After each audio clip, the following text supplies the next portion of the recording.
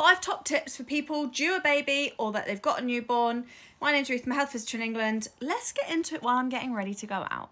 Number 1, the 4th trimester. Have a read into it. It's the first 3 months after you've given birth, and it's just imagining that your baby is still inside of you. Their needs are still the same. It's just now they're on the outside of you. They are going to want to be cuddled. They're going to want to feed a lot. They're going to want to be on you. They're likely going to wake when you put them down. This is very, very normal, typical newborn behaviour.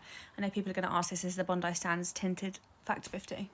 So be prepared that your baby may not want to be put down. And like I said, this is completely normal. You're not doing anything wrong here.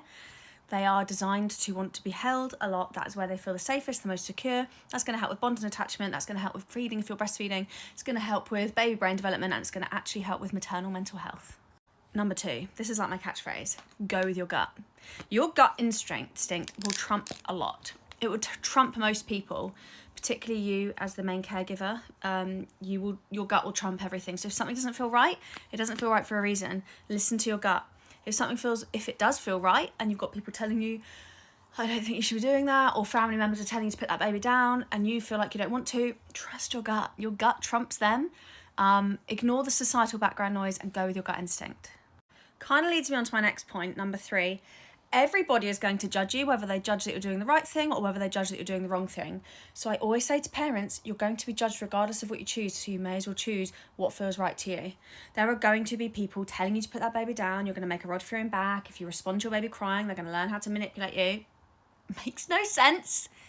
But let's give them the benefit of the doubt. It's probably how they were parented themselves. It makes no sense. And we have evidence to prove otherwise from those irritating pieces of information being spouted to us.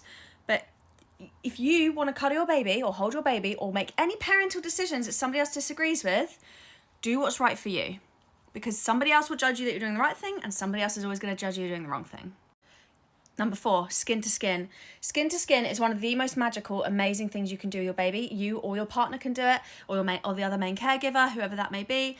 Skin to skin, just popping them inside your top, braless if possible if you are feeding, them in just a nappy, or not if you're happy for them just to maybe have a cloth around them. And that skin to skin, it's magical. Honestly, for their baby brain development, for calming their nervous system, for soothing them, for helping with breastfeeding if you're breastfeeding, it is just magical. Number 5, hold your baby upright as much as possible. I know this is difficult at night, and I'm not talking about nighttime when you are sleeping or when you're asleep on the sofa. That's dangerous sleep. Holding your baby up as much as you can when you are awake is how babies are actually designed to be held and carried. If you look at apes, who we're obviously descendants of or related to somehow, that's not what I'm talking about here. You will see that they rarely ever put their babies down. They hold them upright as much as possible. Keeping them upright as much as possible is not only going to be really good for their head control, it's a form of tummy time here, laying on your chest. It's also going to really help with wind. We don't have to wind and burp babies as much as we are led to believe in society. That's because we put babies down and then the wind has nowhere to go. Keeping them upright, they're going to be able to, that wind is going to naturally travel up whenever the top of the esophagus opens and closes. Keeping them upright as much as you can, which is of course where you are holding them. We are designed to carry and hold our babies as much as possible, but because society tells us to put them down, it creates a whole host of other problems. So carrying and holding your baby upright is going to help with wind, and it's going to help with them digesting their milk much better. It's just how they're designed to be held. Anyway, I hope that helps. Any other hints and tips, please put them in the comments.